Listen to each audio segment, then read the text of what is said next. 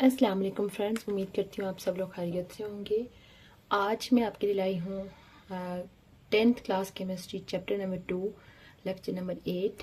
आज का हमारा लेक्चर है पीएच स्केल। आज हम देखेंगे कि पीएच स्केल क्या है और ये किसके लिए यूज़ होता है। ठीक है, सबसे पहले हम देख लेते हैं सेल्फ आयनाइजेशन ऑफ वाटर, कि वाटर की सेल्फ आयनाइजेशन क्या होती है। Self ionization of H2O। H2O basically एक न्यूट्रल स्पीशी होती है। न्यूट्रल किस तरह से होती है कि यानी कि जब हमारे पास वाटर की आयनाइजेशन होती है तो इसके नतीजे में हमारे पास दो तरह के आयन बन जाते हैं। एक बनता है H पॉजिटिव और दूसरा होता है H पॉजिटिव और OH नेगेटिव। वाटर होता है हमारे पास न्यूट्रल। क्यों न्यूट्रल होता है? क्योंकि वाटर के अंदर OH नेगेटिव आयन और H पॉजिटिव आयन ये दोनों आपस में क्या होते हैं? इक्वल होते हैं। इनके इक्वल होने की वजह से जो है हम कह सकते हैं कि वाटर जो है एक न्यूट्रल स्पीशी है। ठीक है, उसके बाद जो वाटर होता है वो बहुत कम आयनाइज होता है, यानी आप समझ लें कि वाटर एक वीक इलेक्ट्रोलाइट है। वीक इलेक्ट्रोलाइट, वीक इलेक्ट्रोलाइट होता है। इलेक्ट्रोलाइट क्या होता है कि ऐसी स्पीशी कि जब हम उसको पानी में डिज़ोल्व करें तो पानी में डिज़ोल्व करने के अंदर करने के बाद जब उसके अंदर लाइट पास हो जाए तो लाइट पास करें तो इजीली उसके अंदर से लाइट पास हो जाए, तो ये होगा इलेक्ट्रोलाइट। तो वाटर जो होता है हमारे पास वीक इलेक्ट्रोलाइट होता है, यानी इसकी इलेक्ट्रोलाइसिस जो होती है वो बहुत कम होती है, आयनाइजेशन इसकी बहुत कम होती है। इसी वजह से आप इस चैप्टर में ऑलरेडी पीछे लॉ ऑफ मैथ सेक्शन पढ़ चुके हैं, तो उसके मुताबिक हम जब इसका इक्विलिब्रियम कांस्टेंट लिखते हैं तो इक्विलिब्रियम कांस्टेंट आपको पता है इक्वल होता है रिएक्टेंट और प्रोडक्ट की मोलर कंसंट्रेशन की। ये आप ऑलरेडी पढ़ चुके हैं कि ब्रैकेट्स के अंदर हम लिखते हैं तो ब्रैकेट में जब लिखते हैं तो ये हम इस चीज़ की क्या ले रहे हैं? मोलर कंसंट्रेशन ले रहे हैं, और दूसरी तरफ क्या होगा? हमारे पास वाटर मालिक्यूल होगा। जैसे कि हमने ऑलरेडी डिस्कस कर लिया है कि ये बहुत वीक इलेक्ट्रोलाइट है, यानी इसकी आयनाइजेशन बहुत कम होती है, तो आप समझ लें कि इसकी आयनाइजेशन ना होने के बराबर है। इस वजह से हम अगर इसको उठा के इक्वेशन के दूसरी तरफ लेके चले जाएं तो ये हमारे पास इधर डिवाइड हो रहा है, दूसरी तरफ जाके KC के साथ क्या हो जाएगा? मल्टीप्लाई हो जाएगा। हमारे पास ये इस तरह से आ जाएंगे। अब हम ये जो पूरी टर्म है KCH2O, इस पूरी टर्म की जगह हम एक और न्यू टर्म लिख लेंगे KW। KW एक न्यू टर्म हमने लिख ली KW। तो KW बेसिकली क्या है? सॉल्युबिलिटी प्रोडक्ट ऑफ, इसको हम KW को बोलते हैं ionic product of water. Ionic product of water बोलते हैं।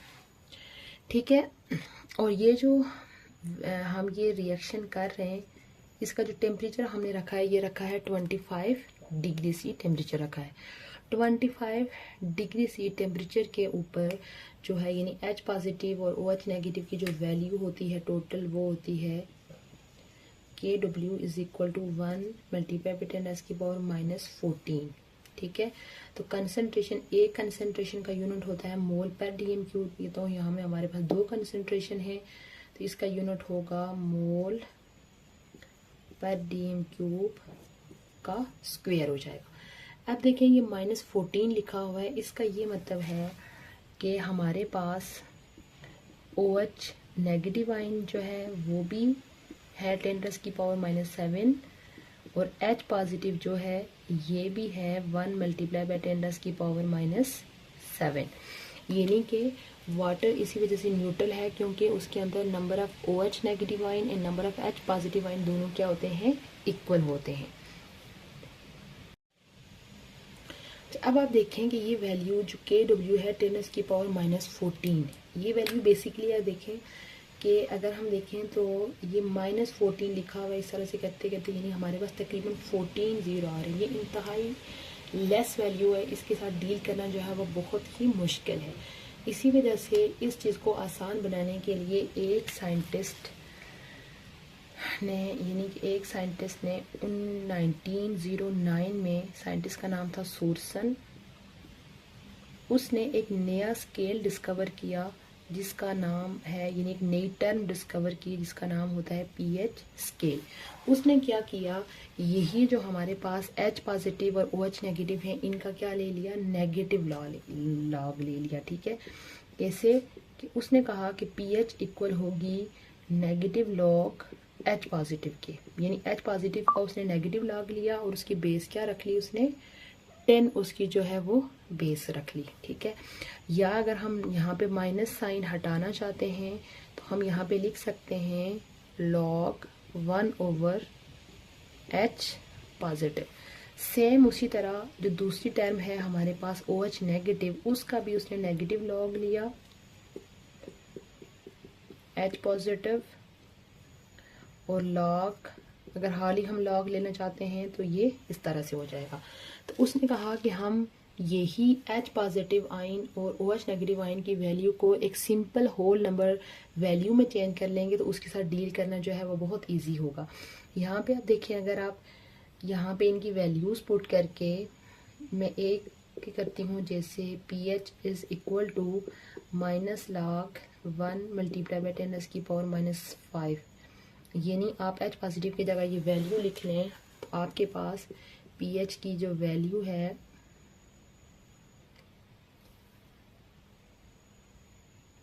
इस तरह से निकल आएगी 7। ठीक है, तो ये यानी कि इसकी जो स्टडी है H पॉजिटिव और OH नेगेटिव है, इसकी स्टडी को आसान बनाने के लिए सोर्सन जो साइंटिस्ट है उसने 1909 में ये स्केल डिस्कवर किया जिसको उसने पीएच स्केल का नाम दिया।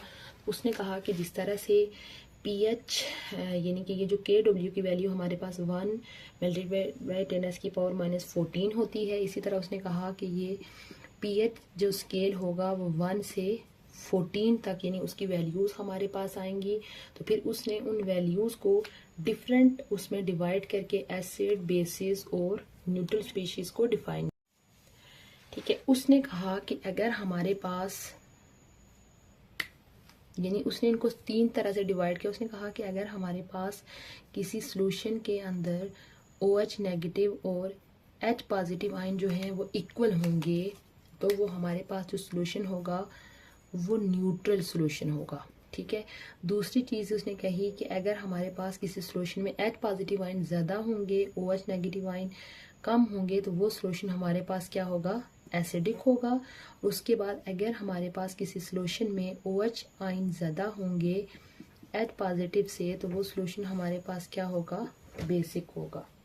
इसको हम एक और वे में डिफाइन कर सकते हैं, यानी कि ये जो pH है 1 से 14, इसको उन्हें 2 स्टेप्स में डिवाइड किया, यानी कि जब pH हमारे पास 7 से कम है तो वो जो सॉल्यूशन होगा एसिडिक होगा, और 7 से अबव और 14 तक जो सॉल्यूशन होंगे तो वो हो, उसको उसने बेसिक सॉल्यूशन का नाम दिया, और वो सॉल्यूशन जिनकी pH 7 होगी वो क्या होंगे, न्यूट्रल होंगे। इस बेस पे आप देखिए 1 से 14 तक तो बहुत इजी वैल्यू है, इनको स्टडी करना जो होता है वो बहुत इजी होता है। सो जैसे हमारे पास एक फार्मूला भी होता है pH plus POH is equal to 14। अब हम देखेंगे कि pH को किन किन तरीकों से मेजर किया जा सकता है, यानी कि pH को मेजर करने के कौन से तरीके होते हैं। मेजरमेंट ऑफ pH, मेजरमेंट इसकी डिफरेंट तरीके से हो सकती है। फर्स्ट मेथड है बाय यूजिंग pH पेपर, या हम इसको एक और नाम होता है इंडिकेटर पेपर, इंडिकेटर पेपर।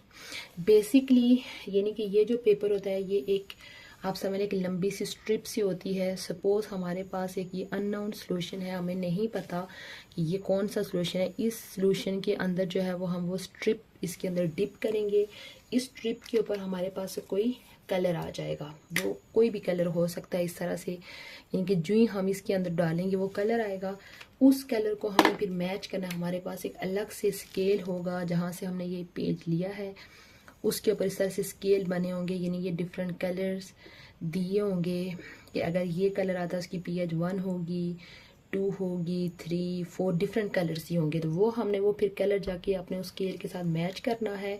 तो जो कलर आएगा तो उस बेस पे हम फिर उसकी जो डिफाइन करेंगे कि इस सॉल्यूशन की जो pH है ये बन रही है, तो ये सॉल्यूशन एसिडिक है या बेसिक है। एक मेथड जो है वो pH को फाइंड करने का ये मेथड है। उसके बाद दूसरा मेथड जो हमने पीछे टाइट्रेशन के अंदर डिस्कस किया था कि pH इंडिकेटर जो है वो उसको ऐड करके, यानी कि डिफरेंट जो सब्सटेंस होते हैं यानी कि वो एसिडिक मीडिया में अलग कलर देते हैं, उस बेस पे भी हम जो है वो किसी सॉल्यूशन की pH को आइडेंटिफाई कर सकते हैं। उसके बाद तीसरा मेथड है pH मीटर को यूज़ करके। pH मीटर ये आप समझ लें एक डिजिटल डिवाइस होता है, जिस तरह से हमारा कैलकुलेटर है, कैलकुलेटर के ऊपर हम डिफरेंट तरह की कैलकुलेशन करते हैं, सेम pH मीटर के आगे एक इलेक्ट्रोड सा लगा होता है इस तरह का। उस इलेक्ट्रोड को सॉल्यूशन के अंदर डिप करते हैं, तो आप समझ लें कि ये इलेक्ट्रोड अटैच होगा एक अलग डिवाइस के ऊपर। उसके ऊपर हमारे पास यानी कि डिजिट्स आ रहे होते हैं कि pH क्या है। इस तरह से हम pH मीटर को यूज़ करते हुए भी किसी सॉल्यूशन की pH को फाइंड। अब नेक्स्ट टॉपिक है एप्लीकेशन ऑफ pH, यानी कि ये जो pH है कहाँ कहाँ पे यूज़ होती है। अब याद रखें कि जो एक स्पेसिफिक pH बहुत इम्पोर्टेंट होती है इंसानी ज़िंदगी के लिए, प्लांट्स के लिए, एनिमल्स के लिए, सबके लिए।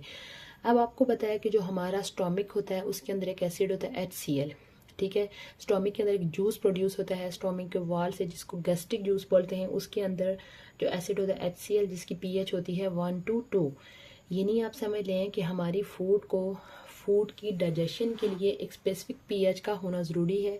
अगर उस स्पेसिफिक pH से थोड़ी सी भी आप समझ लें कि pH ऊपर नीचे हो जाती है, अगर सपोज कि pH उससे नीचे हो जाती है, तो हमें क्या हो जाएगा कि एकदम से हमारे मैदे के अंदर तज़ाबियत हो जाती है, एसिडिटी हो जाती है, जिसको हम हीट बर्न बोलते हैं। मैदे में जलन होना शुरू हो जाती है, और जो ही pH आप समझ लें उस स्पेसिफिक रेंज से ऊपर जाती है वो अल्कलोसिस होती है। जैसे कि वॉमिटिंग, जब हम गाड़ी में बैठते हैं तो हमें वॉमिटिंग होने लगती है, वो उसकी कंडीशन है। यानी कि आप समझ लें कि हमारी ये जो फूड की डाइजेशन होती है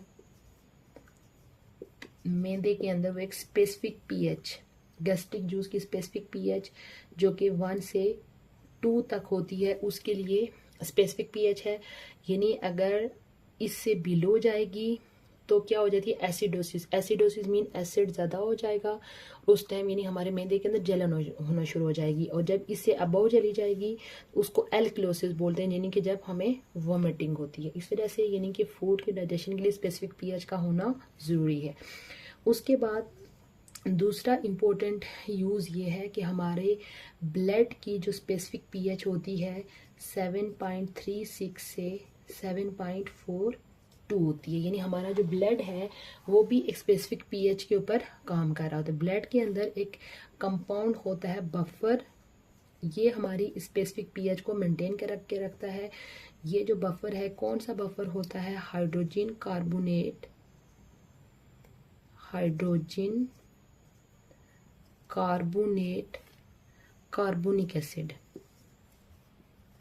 कार्बोनिक एसिड, यानी कि ये बफर जो है वो हमारे ब्लड के अंदर प्रेजेंट होता है, जो कि हमारी pH को मेंटेन रखता है। अब आप देखिए हमारे ब्लड के अंदर pH इससे अबव जाएगी तब भी यानी कि डिस्टर्बेंस होगी हमारी बॉडी में, और अगर बिलो जाएगी तब भी हमारी बॉडी में क्या होगी? डिस्टर्बेंस होगी।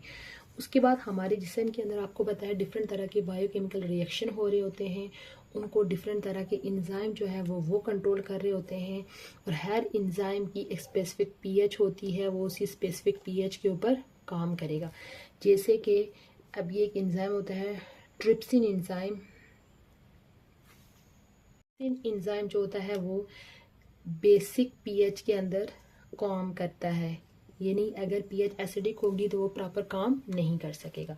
उसके अलावा लैब के अंदर जब हम डिफरेंट तरह के केमिकल रिएक्शन कर रहे होते हैं, आप समझ लेंगे जो एनालिटिकल केमिस्ट्री है, यानी कि जब हम डिफरेंट चीज़ों की एनालिसिस कर रहे होते हैं, डिफरेंट कंपाउंड की प्रेपरेशन कर रहे होते हैं, उस प्रेपरेशन के दौरान भी हम कोई भी रिएक्शन कर रहे होते हैं उसकी हम स्पेसिफिक पीएच मेंटेन रखते हैं, क्योंकि हमें उसी स्पेसिफिक पीएच के ऊपर ही चीज़ें चाहिए होती हैं।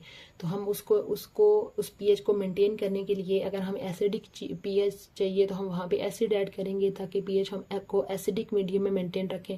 अगर हमें बेसिक पीएच चाहिए तो हम इस तरह के कंपाउंड यूज़ करेंगे कि पीएच को हम बेसिक में लेके जा सकें, या अगर हमने पीएच फिक्स करनी है तो तब हम दोनों का मिक्सचर ऐड करेंगे। ये नहीं आप समझ लें कि एक ऑप्टिमम पीएच, एक स्पेसिफिक पीएच हर तरह के रिएक्शन के अंदर जो होती है वो ज़रूरत होती है। यहाँ पे आपने देखा होगा कि पीएच की कितनी अहमियत है, किस तरह से यानी कि ये डिफरेंट प्रोसेसेस में यूज़ हो रही है। तो आज का हमारा लेक्चर था पीएच स्केल के बारे में कि बेसिकली पीएच का कंसेप्ट कहाँ से आया, ठीक है, तो ये पीएच स्केल डिस्कवर क्यों किया गया, ठीक है, और पीएच को किन किन तरीक़ों से फाइंड किया जाता है, पीएच के अंदर कौन से 3 मेन स्केल बनाए गए हैं, और पीएच का यूज़ क्या है, यानी पीएच को हम कहाँ कहाँ पे यूज़ करते हैं। उम्मीद है आपको आज का लेक्चर अच्छा लगा होगा। अगर आप चैनल पे पहली दफ़ा आए हैं तो चैनल को लाजमी सब्सक्राइब कर लीजिए और साथ में बेल आइकन प्रेस कर लीजिए ताकि हमारी जो भी न्यू वीडियो है उसका नोटिफिकेशन आपको मिलता रहे। इंशाल्लाह बहुत जल्द मैं पीएच स्केल के बाद जो नेक्स्ट लेक्चर है साल्ट, उसके ऊपर भी लेक्चर लेके आऊँगी। तब तक के लिए अल्लाह हाफिज़।